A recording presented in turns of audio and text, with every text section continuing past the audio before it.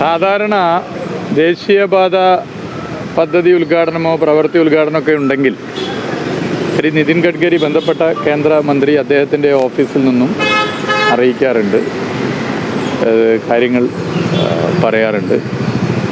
ഇത്തവണ NH-66 ഉദ്ഘാടന പരിപാടി, പ്രധാനമന്ത്രിയുടെ പരിപാടിയിൽ പൊതുമരാമത്ത് വകുപ്പ് മന്ത്രിയുടെ പേരില്ല. നമുക്കറിയാം NH-66 എങ്ങനെയാണ് കേരളത്തിൽ യാഥാർത്ഥ്യമായത്. മുടങ്ങിപ്പോയ പദ്ധതിയാണ്, മരണപ്പെട്ട പദ്ധതിയാണ്. 2014 ഈ പദ്ധതി ഇനി കേരളത്തിൽ നടക്കില്ല, അതുകൊണ്ട് ഈ പദ്ധതി ഉപേക്ഷിക്കുന്നുവെന്ന് റിട്ടേണായി national highway authority of India നിലപാട് സ്വീകരിച്ച് അവരുടെ ഓഫീസും പൂട്ടിപ്പോയതാണ്. അന്നത്തെ UDF ഗവൺമെൻറ്റിൻ്റെ കെടുകാര്യസ്ഥതയാണ് ഈ പദ്ധതി മുടങ്ങാൻ കാരണമെന്നുള്ളത് എല്ലാവർക്കും അറിയാം. 2016 LDF സർക്കാർ അധികാരത്തിൽ വന്നു. ശ്രീ പിണറായി വിജയൻ മുഖ്യമന്ത്രിയായി. പ്രകടന പത്രികയിൽ തന്നെ LDF പറഞ്ഞിരുന്നു, LDF അധികാരത്തിൽ വന്നാൽ ഈ പദ്ധതി മുടങ്ങിപ്പോയത് തിരിച്ചു കൊണ്ടുവരാൻ ഇടപെടും. അങ്ങനെ പ്രധാനമന്ത്രിയുമായും കേന്ദ്രമന്ത്രിയുമായി ചർച്ച ചെയ്തു. ആ ചർച്ചയുടെ ഭാഗമായി കൂടുതൽ ഫണ്ട് കേന്ദ്ര സർക്കാർ തരേണ്ടതുണ്ട്. പക്ഷെ അത് തരാൻ നിലവിലുള്ള സാഹചര്യത്തിൽ പറ്റില്ല എന്നുള്ളൊരു നിലപാട് കേന്ദ്ര സർക്കാർ സ്വീകരിച്ചു. പിന്നെ സംസ്ഥാന സർക്കാരിന് മുന്നിൽ 2 വഴികളേ ഉള്ളൂ. ഒന്നുകിൽ ഈ പദ്ധതി ഉപേക്ഷിക്കുക, അതല്ലെങ്കിൽ പദ്ധതിക്ക് വേണ്ടി ഫണ്ട് കണ്ടെത്തുക. ഇന്ത്യയുടെ ചരിത്രത്തിൽ അതുവരെ ദേശീയപാത വികസനത്തിന് ഒരു സ്റ്റേറ്റ് ഗവൺമെൻറ് പണം മുടക്കിയിട്ടില്ല. പക്ഷേ കേരളം ഇന്ത്യയിലെ ഏറ്റവും ജനസാന്ദ്രത നിറഞ്ഞ സംസ്ഥാനമാണ്. ഗതാഗതക്കുരുക്ക് ഒരു വലിയ പ്രശ്നമാണ്. വാഹനപ്പെരുപ്പം ഭീകരമായ പ്രശ്നമായി മാറുന്നു. അതിനൊരു ആശ്വാസ പദ്ധതിയാണ് NH-66 എന്നുള്ളത് കൊണ്ട് തന്നെ ചരിത്രത്തിലാദ്യമായി ദേശീയപാത വികസനത്തിന് ഒരു സംസ്ഥാന സർക്കാർ പണം ചെലവഴിക്കാൻ തയ്യാറാണ്. മറ്റ് പദ്ധതികൾക്ക് വേണ്ടി വെച്ച പണമാണ് ചെലവഴിക്കുന്നത്. 100-200 കോടിയല്ല, 5600 crore, 5600 കോടി. അതിൻ്റെ കാര്യം പറയുകയാണ്, അത് പിന്നീട് കിഫ്ബി ഫണ്ടാണ്. അത് പിന്നീട് കടമെടുപ്പ് പരിധിയിൽപ്പെടുത്തി. കടമെടുപ്പ് പരിധിയിൽപ്പെടുത്തുമ്പോൾ ഈ 5600 കോടി ഡബിൾ ആവുകയാണ്. ഏകദേശം 12000 കോടി സ്റ്റേറ്റ് ഗവൺമെൻറ്റിന് ഇതിൻ്റെ ഭാഗമായി പണം ചെലവാകുന്നു. പിന്നെ ഇതിൻ്റെ എല്ലാ പ്രവർത്തനങ്ങളും ആദ്യം മുതൽ അവസാനം വരെ കേരളത്തിൻ്റെ മുഖ്യമന്ത്രി ഇടപെട്ടു, പൊതുമരാമത്ത് വകുപ്പ് ഇടപെട്ടു, എല്ലാ വകുപ്പുകളും ഇടപെട്ടു, എല്ലാ വകുപ്പുകളും ഏകോപിപ്പിച്ചു. ബഹുമാനപ്പെട്ട ശ്രീ നിതിൻ ഗഡ്കരി തന്നെ എത്രയോ തവണ കേരളത്തിൻ്റെ മുഖ്യമന്ത്രിയെ പ്രശംസിച്ചു. നിങ്ങളൊക്കെ വാർത്ത കൊടുത്താണ്. നാഷണൽ ഹൈവേ അതോറിറ്റി ഓഫ് ഇന്ത്യയുടെ റീജിയണൽ ഓഫീസർ ഈ കേരളത്തിലെ ഹെഡാണ്. ഇന്ത്യയിലെ ഏതൊരു സ്റ്റേറ്റും മാതൃകയാക്കണം കേരളത്തിലെ PWDയും കേരളത്തിലെ സർക്കാരും എടുക്കുന്ന സമീപനം. എല്ലാ 2 ആഴ്ചയിൽ റിവ്യൂ എടുത്തുന്നു, ഇടപെടുന്നു. എവിടെയാണോ എന്താണോ പ്രശ്നം, ഒരു സ്റ്റേറ്റ് ഗവൺമെൻറ്റിന് എന്തൊക്കെയാണോ ചെയ്യേണ്ടത് അതൊക്കെ ചെയ്തു കൊടുത്തു. അങ്ങനെ ഇടപെട്ടു. അതിന് എത്രയോ തവണ അഭിനന്ദിച്ചു.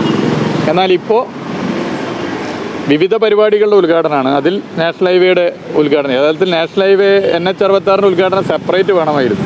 വിവിധ പദ്ധതികളുടെ ഉദ്ഘാടനമാണ്. അതിൻ്റെ ലിസ്റ്റ് വന്നപ്പോൾ PWD മന്ത്രിയില്ല, BJP സ്റ്റേറ്റ് പ്രസിഡന്റ് ഉണ്ട്. BJP സ്റ്റേറ്റ് പ്രസിഡന്റ് PWD മന്ത്രിയെ വെട്ടി വരേണ്ട ആളാണോ? നമ്മൾ ചർച്ച ചെയ്യേണ്ട കാര്യമല്ലേ? ഈ സർക്കാരിനെ ജനങ്ങൾ തിരഞ്ഞെടുത്താണ്. X or Y ആര് വേണമെങ്കിലും വകുപ്പ് മന്ത്രിയാവാം. മുഹമ്മദ് റിയാസോ അല്ലെങ്കിൽ മറ്റാരെങ്കിലോ ആരും ആയിക്കൊള്ളട്ടെ. കേരളത്തിൻ്റെ അവകാശമാണ് ഇത്തരം ഉദ്ഘാടന പരിപാടിയിൽ ബന്ധപ്പെട്ടവർ പങ്കെടുക്കുക.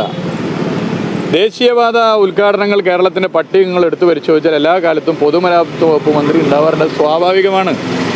സ്വാഭാവികമാണ്. ഇവിടെ തന്നെ ഞാൻ ഈ വകുപ്പിൻ്റെ ചുമതല എടുത്തതിന് ശേഷം എത്ര ദേശീയപാത പരിപാടി പങ്കെടുത്തിട്ടുണ്ട് നിങ്ങൾ കണ്ടതല്ലേ? അപ്പോൾ എന്തിനൊഴിവാക്കി? അത് ശരിയാണോ? BJPയുടെ സംസ്ഥാന അധ്യക്ഷനെ അതിൻ്റെ പരിപാടി വിളിച്ചു. അങ്ങനെയാണെങ്കിൽ KPCC പ്രസിഡന്റിനെ വിളിക്കണ്ടേ? CPIMൻ്റെ സംസ്ഥാന സെക്രട്ടറിയെ വിളിക്കണ്ടേ? CPIയുടെ സംസ്ഥാന സെക്രട്ടറിയെ വിളിക്കണ്ടേ? കേരളത്തിലെ രാഷ്ട്രീയ പാർട്ടികളുടെ സംസ്ഥാന നേതൃത്വത്തെയൊക്കെ വിളിക്കണ്ടേ? പേര് വേണ്ട, വിളിക്കാം, പേര് വെക്കണ്ടേ? ഇത് ജനാധിപത്യത്തിൽ ഗുണകരമാണോ? പിന്നെ ഇതുകൊണ്ട് ദേശീയപാത 66 യാഥാർത്ഥ്യമാക്കുന്നതിൽ LDF സർക്കാരിന് റോളില്ല എന്ന് സ്ഥാപിക്കാനാണ് ശ്രമമെങ്കിൽ അത് കേരളത്തിലെ ജനങ്ങൾ വളരെ കൃത്യമായി മനസ്സിലാക്കിയ കാര്യമാണ്. കേരളത്തിലെ ജനങ്ങളുടെ മനസ്സിൽ പോസ്റ്റർ പതിഞ്ഞതുപോലെ പതിഞ്ഞ കാര്യങ്ങളാണ്. അതല്ല ഇവിടെ വിഷയം. ഇത് ശരിയായൊരു നിലപാടല്ല. ജനാധിപത്യത്തിൽ നമ്മളെല്ലാവരും ഉൾക്കൊള്ളണം. ഇപ്പോൾ ചൂരൽമല ദുരന്തവുമായി ബന്ധപ്പെട്ട് വീട് വെച്ചു കൊടുത്ത പദ്ധതി, ആ പദ്ധതി ചില കാര്യങ്ങൾ ചില വിവാദം ഉണ്ടായി. അതിൽ ഉദ്ഘാടനം മുഖ്യമന്ത്രിയാണ്, അധ്യക്ഷ പ്രസംഗം റവന്യൂ മന്ത്രിയാണ്. പിന്നെ ഞങ്ങൾ 3 മന്ത്രിമാരുണ്ട് അവിടെ. ഇതിൻ്റെ ഭാഗമായി ചുമതലയെടുത്ത് പ്രവർത്തിച്ച 3 പേർ. ഞങ്ങൾ അവിടെ നിശ്ചയിച്ചു, ആലോചിച്ചു, ജില്ലയിലെ മന്ത്രി, വയനാട് ജില്ലയിലെ മന്ത്രിയായ കേളു മിനിസ്റ്റർ സംസാരിച്ചാൽ മതി, ഞാനും ശശീന്ദ്രൻ മിനിസ്റ്ററും സംസാരിക്കുന്നില്ല. പക്ഷേ അവിടുത്തെ MLA സംസാരിപ്പിക്കണം. MLA UDF ആണ്. വേണമെങ്കിൽ ഞങ്ങൾക്കൊരു തീരുമാനം എടുക്കാം, 2 മന്ത്രിമാരും MLAയും സംസാരിക്കുന്നില്ല, ആർക്കൊരു ഒന്നും പറയാൻ പറ്റില്ല. മന്ത്രിമാർ സംസാരിക്കാത്തടുത്ത് MLA വേണോ എന്നൊക്കെ വേണമെങ്കിൽ ആലോചിച്ച് തീരുമാനിക്കുക. പക്ഷേ അവിടുന്ന് ഞങ്ങൾ ആലോചിച്ചത് MLA വേണം, സ്ഥല MLA ആണ്. സ്ഥല MLAക്ക് ഒരു ബഹുമാനം കൊടുക്കുക, രാഷ്ട്രീയമല്ല. ഇതാണ് ഞങ്ങളെടുത്ത സമീപനം. അപ്പോൾ ഇതിലൊക്കെ അങ്ങനത്തെ സമീപനമാണ് സ്വീകരിക്കേണ്ടത്. അതിന് പകരം പൊതുമരാമത്ത് വകുപ്പ് മന്ത്രിയെ വെട്ടി പകരം BJP സംസ്ഥാന പ്രസിഡൻറ്റിൻ്റെ പേര് വരിക എന്നൊക്കെ പറഞ്ഞാൽ അത് ഗുണകരമാണോ? ഇത് പൊതുമരാമത്ത് വകുപ്പിനെയോ സർക്കാരിനെ അപമാനിച്ചതല്ല, കേരളത്തെ അപമാനിക്കണം. കേരളത്തെ അപമാനിക്കുന്ന ഒരു നിലപാടായി.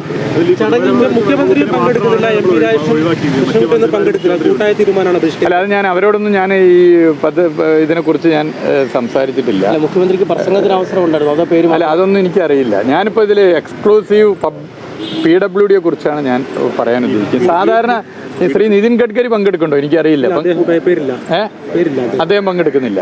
അപ്പോൾ എനിക്കതറിയില്ല. സാധാരണ അദ്ദേഹത്തിൻ്റെ ഓഫീസ് എല്ലാ കാര്യവും പറയുന്നതാണ്. അല്ല, ഞാനത് ചോദിച്ചിട്ടില്ല. ഞാൻ ഇത് തന്നെ ഒരു വിഷയമാണല്ലോ. അല്ലാതെ വിവിധ ഉദ്ഘാടനങ്ങളുണ്ട്.